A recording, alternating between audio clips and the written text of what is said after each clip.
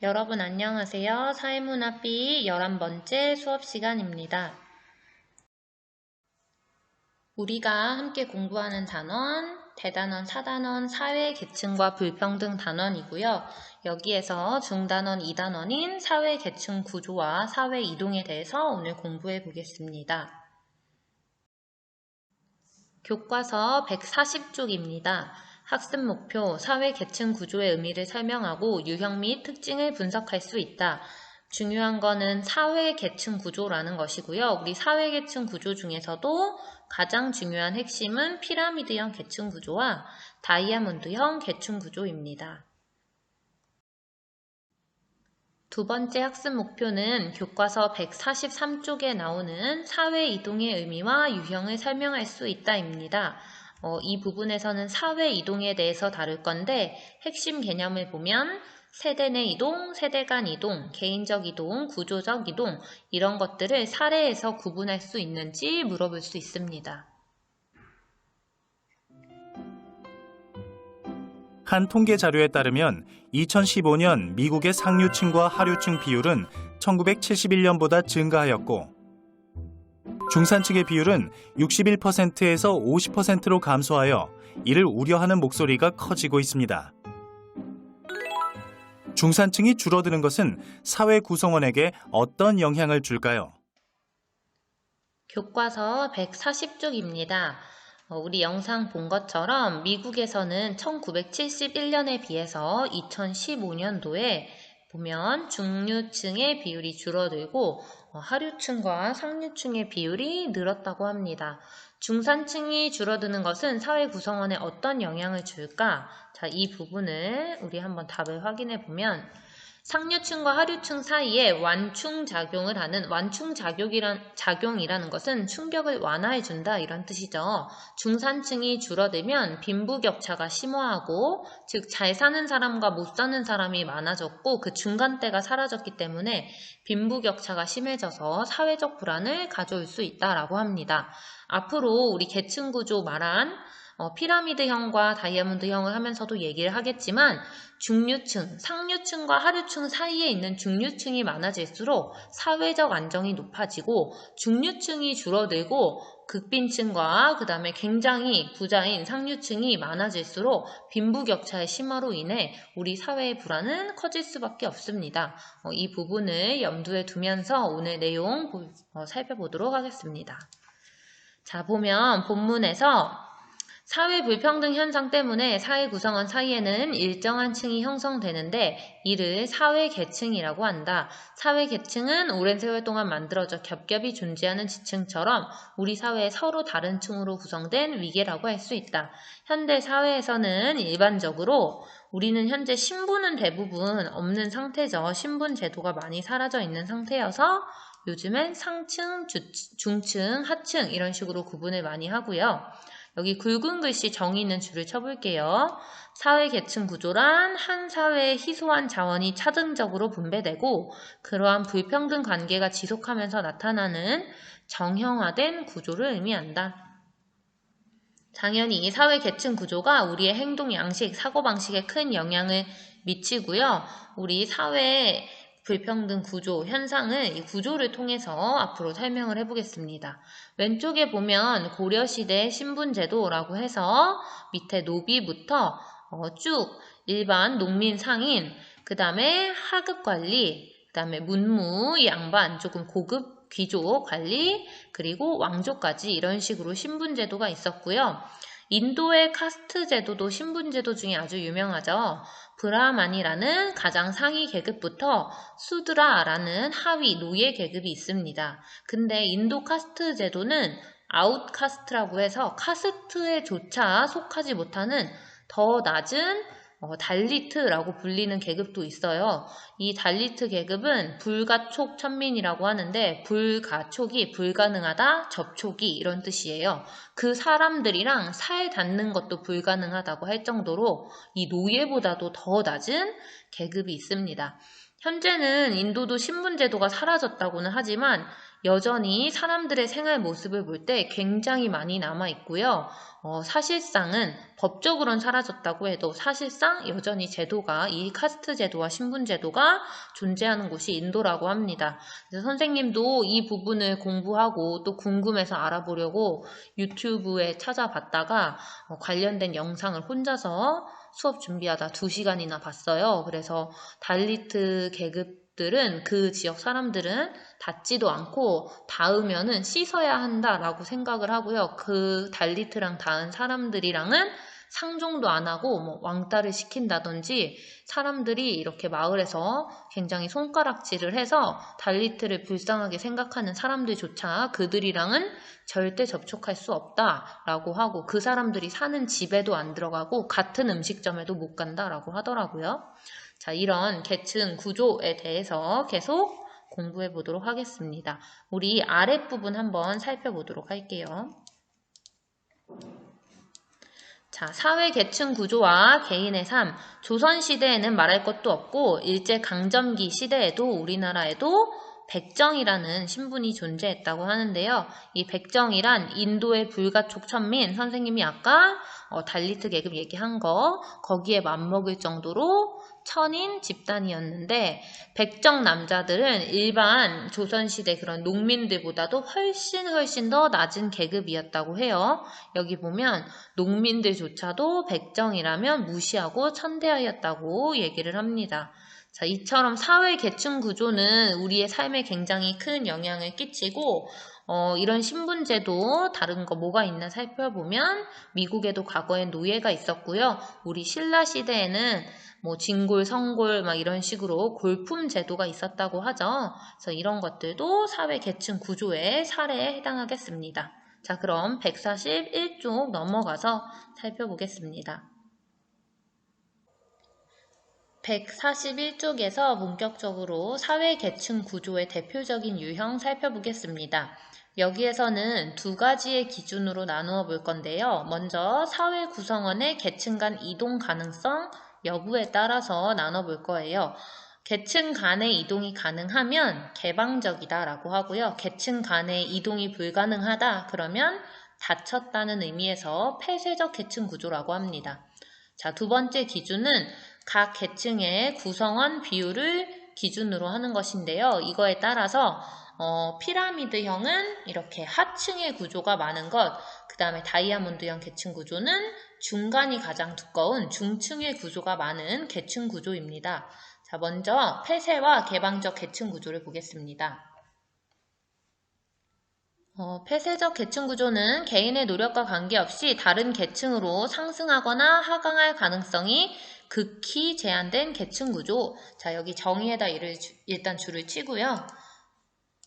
여기에서 중요한 것은 이 계층들이 어떻게 결정되느냐 했을 때 보통 타고난 신분에 따라서 결정이 되는 거예요. 나의 노력과 관계가 없이. 자, 그래서 타고난 신분에 의해 대부분 계층이 결정되고 내 노력과는 상관없기 때문에 다른 계층으로 이동할 가능성이 현저히 낮겠죠. 그래서 상층으로 처음부터 상류층으로 태어났다면 아래로 내려갈 가능성이 별로 없다는 뜻이고요. 처음부터 하층으로 태어난 사람들은 노력하고 능력이 있다고 해도 중층이나 상층으로 올라갈 수 없는 구조, 이런 구조를 폐쇄적 계층 구조라고 합니다. 그래서 고대의 노예 제도라든지 인도의 카스트 제도가 대표적인 예가 되겠습니다. 개방적 계층 구조를 보면 개인의 능력이나 노력에 따라 다른 계층으로 상승하거나 하강할 가능성이 열려있는 계층 구조를 뜻합니다. 개방적인 계층 구조에서는 본인이 노력하고 또 능력이 얼마나 있느냐가 사회 이동의 중요한 요인이 되어서 여기 부분에 한 번 더 체크를 해볼게요. 개인의 능력이나 노력이 중요하다. 여기에도 나오죠. 개인의 노력이 중요하다. 보통 이런 계층 구조는 신분 제도가 폐지된 근대 이후의 사회에서 주로 나타납니다. 지금 우리 사회도 개방적 계층 구조죠. 노력에 의해서 우리가 계속 하층에 머무는 것이 아니라 중층, 상층으로 갈 수도 있고요. 내가 상층이나 중층에 해당했다고 하더라도 노력이 없고 또 능력이 없고 하면 여러 가지 요인으로 인해서 하층으로 내려갈 수도 있는 위아래로 이 수직적인 이동이 가능한 계층 구조입니다. 자, 그럼 아랫부분에 있는 비율에 따라서 나눈 피라미드형 계층 구조랑 다이아몬드형 계층 구조를 살펴보겠습니다. 위에 나온 계층 구조의 구분보다는 아무래도 이 부분이 굉장히 중요해요. 피라미드형 계층 구조와 다이아몬드형 계층 구조. 우리가 아는 피라미드처럼 피라미드 계층 구조는 삼각형의 형태로 생겼고요. 여기에서 가장 포인트, 하층의 비율이 가장 높고 상층으로 갈수록 줄어들면서 상층의 비율이 가장 낮은 형태의 계층 구조라는 겁니다. 자, 아무래도 불평등이 굉장히 심한 거예요. 소수의 상층이 사회적 자원을 대부분 독점하기 때문에 불평등이 심하고요. 사회적 안정도가 떨어집니다. 사회적 안정도가 높으려면 중층, 중간 지대가 높아야 한다고 했는데 여기에는 이 지역 전체, 그 문화나 나라 전체에 하층, 아주 어려운 하층의 비율이 사회적 자원을 거의 가지지 못한 사람들이 대부분이고 그것을 가진 사람들은 아주 줄어들기 때문에 이런 사회는 안정도가 떨어지고 사회 갈등과 혼란이 심한 편이다라고 합니다. 자, 이런 구조가 주로 나타나는 사회는 아무래도 아까 우리 봤던 고려시대의 신분제도나 인도의 카스트 제도처럼 과거 신분사회 혹은 오늘날의 저개발국에서 주로 나타나는 편입니다. 자, 꼭 그런 건 아니고요. 대체로 그렇다라고 생각을 해주면 되겠습니다. 다이아몬드형 계층 구조는 보다시피 모양이 다이아몬드 형태이고요. 중층의 비율이 가장 높습니다. 자, 줄을 쳐보면 상층이나 하층보다는 중층의 비율이 높은 형태이다. 이것은 보통 근대 이후 산업사회에서 나타나는 계층 구조로 현대로 올수록 이런 계층 구조를 더 많이 살펴볼 수 있다라는 뜻입니다. 산업화로 사회가 더욱 분화되면서 전문직, 관료직, 사무직 등 중간 계층의 비율이 높아졌다. 자, 여기에도 줄을 쳐볼게요. 자, 지금 사회를 얘기하는 거고요. 다이아몬드형 계층 구조에서는 상대적으로 높은 비율을 차지하는 중층이 상층과 하층 사이에서 완충 역할을 해 사회가 비교적 안정되어 있다.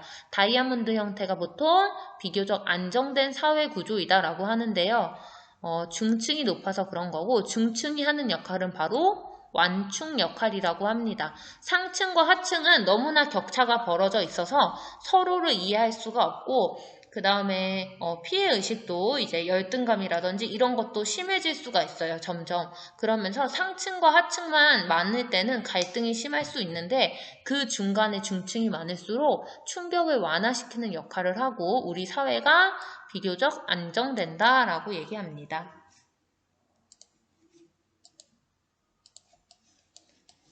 자, 아랫부분 볼게요. 중산층, 비율의 중요성. 이 글은 선생님이 계속 얘기한 거기 때문에 직접 각자 읽어보고 여기 우리나라 중산층 비율의 변화 추이를 찾아보자 라는 질문에 선생님이 정답을 눌러놨는데 이 표를 보면 90년에서 2015년으로 갈수록 상층은 좀 줄었다 늘었다 하지만 대체적으로 비슷한 편이에요. 자, 중층을 보면 근데 중층은 어때요? 꾸준히 비율이 줄고 있죠. 중층이 준다는 것은 상층은 비슷한데 중층이 줄었으니까 하층이 늘어나고 있다라는 뜻이고요. 역시 표를 보면 90년에는 7.8%에서 7.7, 9.2 하면서 지금 현재와 가까운 2015년도에는 하층의 비율이 14.2%까지 늘었습니다.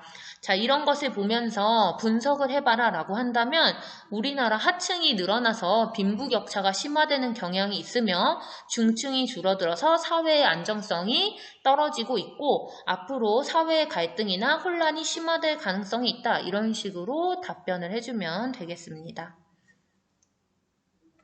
교과서 142쪽입니다. 현대사회는 정보화 사회라고 얘기를 하죠.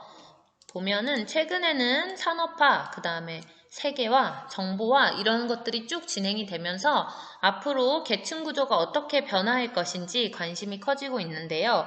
정보화로 인해서 계층 격차가 완화될 것이다. 격차가 줄어들 것이다 라고 보기도 하지만 계층 간 격차는 앞으로 더 심해질 것이다 라고 보는 관점도 있습니다. 그것에 따라서 지금 타원형 계층 구조와 모래시계형 계층 구조가 나와 있는데 살펴보도록 하겠습니다. 세계화와 정보화를 낙관적으로 보는 사람은 다이아몬드형 계층 구조에서 지금 다이아몬드형 계층 구조에 가깝다고 보통 말하죠. 현대 사회는 우리나라 아까 통계표에서도 봤지만 상층과 하층보다는 산업화된 현대 사회에서는 특히 도시에선 중층의 비율이 그래도 두터운 편입니다. 이러한 다이아몬드형 계층 구조에서 정보화로 인해 중층의 비율이 더욱 증가할 것이고 타원형 계층 구조가 될 것이라고 주장합니다. 어떤 사람들이 세계화와 정보화를 낙관적으로 봤을 때 그런 거예요. 즉 정보화가 사회의 안정성에 더 기여를 많이 하고 중층 지대를 더 두텁게 할 것이라고 보는 것인데요. 그 이유는 보면 정보화의 진전에 따라서 사회의 모든 분야에 지식과 정보가 확산하고 접근이 쉬워지면서 누구나 정보에 쉽게 접근할 수 있게 된다 이런 뜻이에요. 계층 간 격차가 줄어든다는 것입니다. 타원형 계층 구조는 다이아몬드 계층 구조보다 중층의 비율이 높다. 여기 줄쳐보겠습니다. 이 타원형은 중층의 비율이 다이아몬드보다 더욱 높아졌다. 그렇기 때문에 당연히 사회적 안정도 높아진다. 줄치면 되겠죠. 포인트는 여기 중층 부분이에요. 아까 다이아몬드보다 중층의 두께가 더 두꺼워졌을 때 정보화 사회를 낙관적으로 봤는데 그 이유는 누구나 정보에 쉽게 접근할 수 있어서 우리의 격차가 벌어지는 게 아니라 더 비슷한 중간 정도의 삶을 누구나 살 수 있게 된다. 이렇게 보는 거죠. 모래시계형 계층 구조를 보면 이거는 앞으로 세계화와 정보화를 비관적으로 보는 사람들이 예측하는 계층 구조입니다. 정보 격차라는 것이 오히려 커질 것으로 예측을 했기 때문인데요. 이것 때문에 빈부 격차 역시 커질 거라고 보는 거예요. 여기 보면은 여기도 포인트 중층을 보면 정말 모래시계처럼 속이 쑥 들어가면서 중층의 비율이 현저히 낮아졌죠. 그리고 압도적인 다수가 하층을 차지하고 있습니다. 이러한 모래시계형 계층 구조에서는 당연히 부의 분배 양극화되어 있죠. 중층이 없이 상층과 하층으로 이렇게 많이 나뉘었으니까. 그리고 중층의 비율이 낮아서 사회적 안정도도 매우 낮아지는 그런 구조입니다. 앞으로의 세계화와 정보화의 흐름에 따라서 낙관적으로 보는 사람들과 비관적으로 보는 사람들이 계층 구조가 어떻게 변할 것인지 예측하는 게 이렇게 차이가 있다는 것 알아두면 되겠습니다. 밑에 보면은 사회 계층 구조에 관한 이해, 소득 수준에 따라 구분한 사회 계층 구조 변화. 이거 보면요. 1990년과 2015년 중산층이 73.7%, 여기는 중산층이 67.3%입니다. 이거는 통계청의 객관적인 자료를 기준으로 조사를 한 거예요. 여기서 포인트는 여기 1번은 여러분 객관적인 자료예요. 객관적인 자료. 통계청의 실제 통계 자료이고요. 당신이 어떤 계층에 속한다고 생각하십니까? 자료 2번은 여러분의 생각을 물어보는 그런 질문지법, 설문조사를 통해서 자료를 모은 것인데요. 이거는 어떤 객관적인 통계 자료가 아니라 우리의 생각을 물어본 것이기 때문에 개인의 주관적인 생각을 물어보는 주관적인 지표가 됩니다. 그래서 자료 1에 2015년 중산층 비율과 보면 67.3%이고요. 2015년의 중층 비율, 여기에서 통계청에서 조사한 것이지만 이거는 우리의 생각을 조사해서 주관적인 것을 물어본 거라고 했죠. 우리 생각을. 여기서 보면 53%예요. 다르게 나타나는 이유, 실제 자료와 통계 자료와 그 다음에 내가 그냥 스스로 어떤 소득 계층에 속하는지 느끼는 바는 다를 수가 있죠. 그렇기 때문에 이런 차이가 발생하는 것인데요. 여기 한번 정답 확인을 해보겠습니다. 자, 보면 자료 1은 객관적 지표에 의한 것이고 자료 2는 주관적 계층 귀속 의식에 따른 것이다. 소득 수준이라는 객관적 지표에 따라 중산층에 포함되어 있어도 옆에 사는 타인과의 삶의 질을 비교하고 내가 진짜 나의 주택이 있는지 소유 여부 같은 것 등 이런 거에 따라서 자신이 중산층에 속하지 않는다고도 판단할 수 있기 때문에 이 실제 객관적 지표보다 주관적 지표에서 중산층 비율이 낮게 나타날 수 있는 것입니다.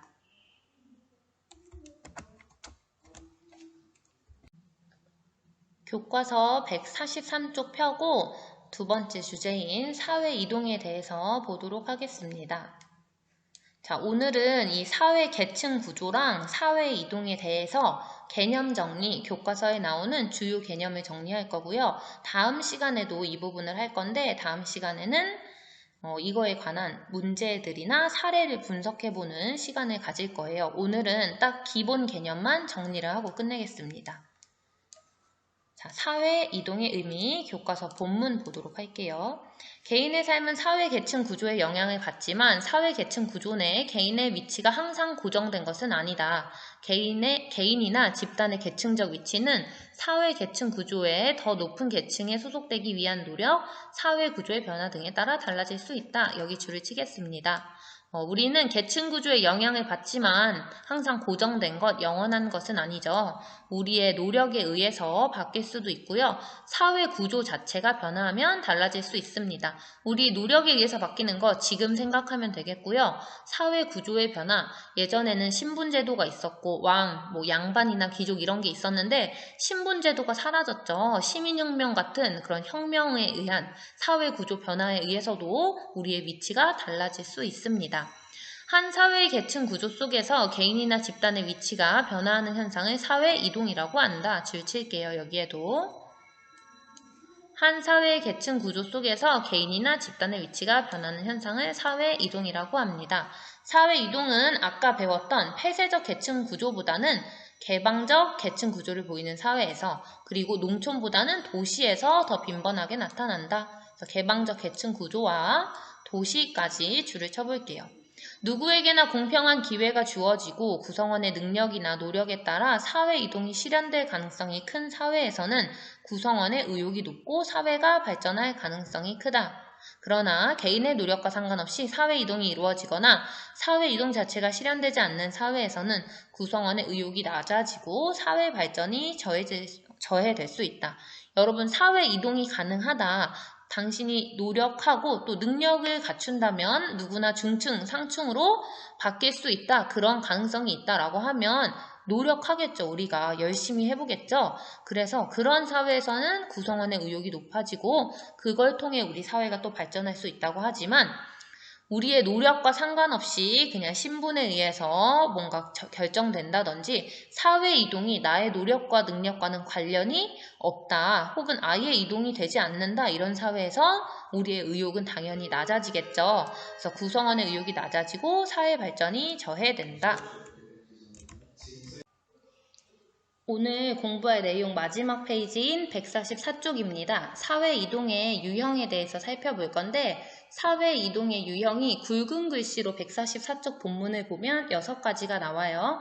이 6가지가 어떤 기준에 의해서 구분되는 것인지 교과서 여기 보면 왼쪽에 그림 위에 여백이 있죠. 거기에 간단하게 필기를 하고 시작을 할게요. 선생님이 여기에 쓰는 내용을 교과서 왼쪽 상단 여백에 필기해 주시면 됩니다. 자, 일단 첫 번째로 이동 방향에 의해서 사회적 이동을 구분할 수 있습니다. 자, 이동 방향이 위아래로 이동하느냐? 자, 위아래로 이동하는 것은 수직 이동이라고 하고요. 그 다음에 옆으로 이동하는 거 수평 이동이라고 합니다. 수직 이동은 중층에서 상층으로, 중층에서 하층으로, 하층에서 중층, 상층에서 하층 이렇게 위아래로 이동하는 것을 의미하고 수평 이동은 중층 내에서 이동하는 것을 의미해요. 자, 두 번째로 세대 범위에 따라서 또 사회적 이동에 관한 개념이 구분이 됩니다. 세대 범위에 따라서 세대 내 이동이 있을 수 있고 세대 간 이동이 있을 수 있어요. 세대 간 이동. 세대 내 이동은 그냥 나의 세대 안에서 바뀌는 거예요.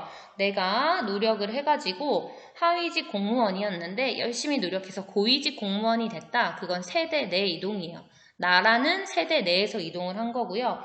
세대 간 이동은 한 세대에서 다음 세대로 넘어가면서 나타난 계층 위치의 변화를 얘기하는데요. 아버지는 가난한 농부였는데 그 자식이 다음 세대로 넘어가서 그 자식이 대기업 회장이 된 거, 이러면 세대 간 이동이라고 얘기합니다. 물론 반대로 아버지는 대기업 회장이었는데 집안이 풍비박산이 나고 아버지한테 물려받은 것을 내가 다 잃게 되면서 그 자녀는 완전히 빈민층으로 내려가게 된다면 이런 것도 세대 간 이동이라고 할 수 있어요. 그 세대를 거치느냐 혹은 거치지 않고 안에서 이동하느냐로 구분하는 것이고요. 마지막으로 이동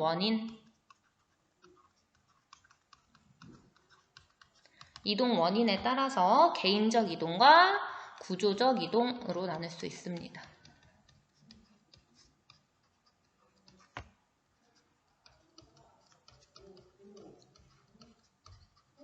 자, 일단은 우리가 배울 6가지의 이동, 수직 이동, 수평 이동, 세대 내 이동, 세대 간 이동, 개인적 이동, 구조적 이동이 이러한 기준에 의해서 나뉘는 것이라는 거 왼쪽 상단에 필기를 하고 이제 본문에 줄을 치면서 다시 한번 개념 정리하겠습니다.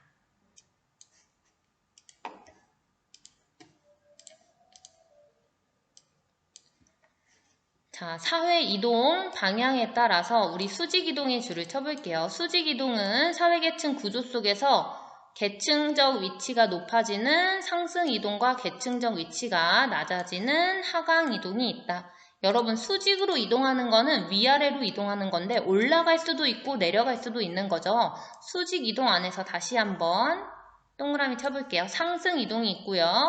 내가 상층이나 중층에서 하층으로 내려가는 것, 혹은 상층에서 중층으로 내려가는 것, 이런 경우에 아래로 가면 하강 이동이라고 합니다. 이 두 개가 모두 다 수직 이동에 해당해요.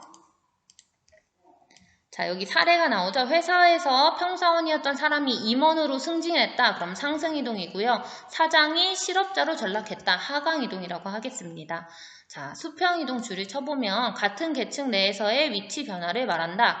회사 내에서 총무부 사원이 영업부 사원, 그냥 부서를 이동한 거죠. 뭐 승진을 했다거나 아니면 자신의 지위가 하락했다거나 그런 게 아니라 총무부 사원에서 똑같이 부서만 이동해서 영업부 사원으로 갔다. 이런 것은 수평 이동에 해당합니다. 아무래도 우리가 지금 계층 구조, 불평등을 공부하기 때문에 문제에도 수평 이동보다는 수직 이동과 관련된 얘기가 나올 가능성이 높아요.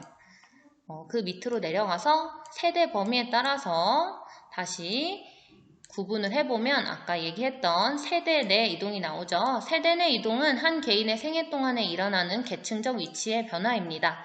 나의 생애 안에서예요. 그래서 하위직 공무원이 스스로 노력해서 고위직 공무원이 된 것, 나의 생애 안에서 일어난 변화면 세대 내 이동이라고 하고요. 세대 간 이동은 한 세대와 다음 세대 간에 나타나는 계층 위치의 변화입니다. 아버지가 농부였고 자녀가 대기업 회장이 된 것 예로 들 수 있는데요. 여러분, 이런 예가 나오면 세대 간 이동이면서 무슨 이동이에요? 하층에서 대기업 회장 상층으로 이동한 거죠. 그럼 수직 이동도 볼 수 있다. 이런 식으로 분석을 해야 돼요.